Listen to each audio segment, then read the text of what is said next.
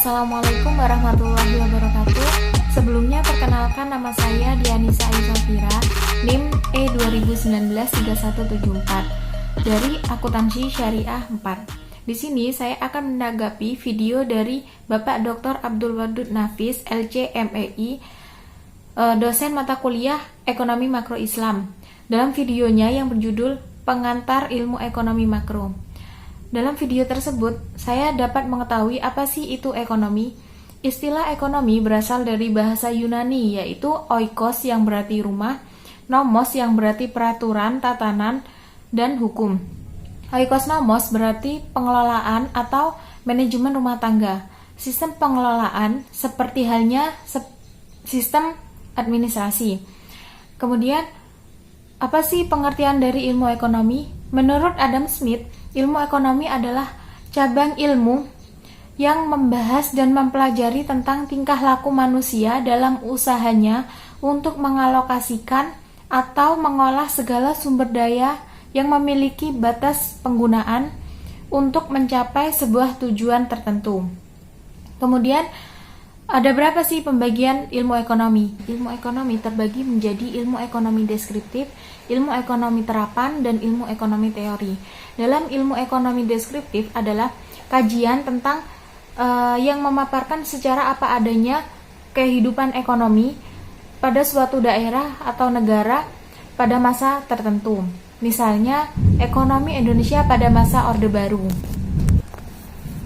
Kemudian ilmu ekonomi terapan, cabang ilmu ekonomi yang membahas secara khusus tentang penerapan teori ekonomi dalam suatu rumah tangga produksi, misalnya ekonomi perusahaan, ekonomi perbankan, ekonomi moneter, dan lain sebagainya.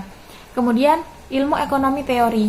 Nah, ilmu ekonomi yang membahas gejala-gejala yang timbul akibat perbuatan manusia dalam usahanya untuk meningkatkan kesejahteraan masyarakat. Dalam ilmu ekonomi teori terbagi menjadi dua, yaitu ekonomi mikro dan ekonomi makro.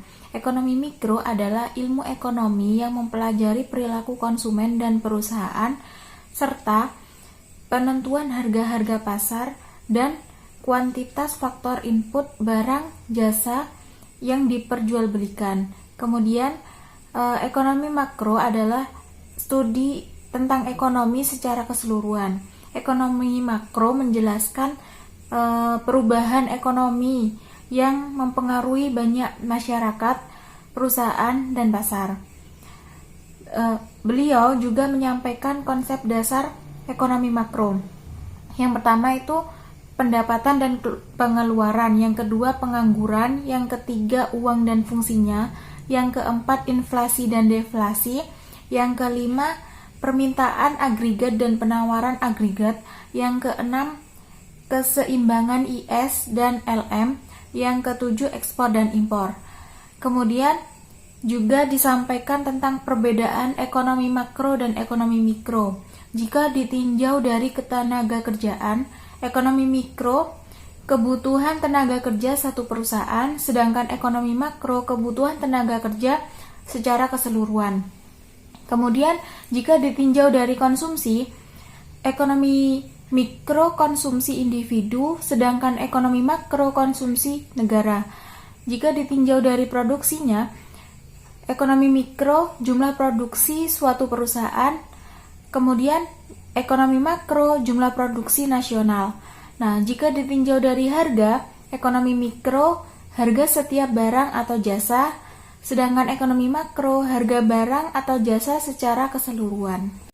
Nah, dari pemaparan materi tersebut dapat saya tanggapi dan menyimpulkan bahwa ekonomi makro merupakan sebuah ilmu yang sangat penting yang harus kita pelajari agar kita dapat memahami perekonomian di negara kita. Sekian dari saya, apabila ada kesalahan saya mohon maaf. Wabillahi taufiq wal hidayah. Wassalamualaikum warahmatullahi wabarakatuh.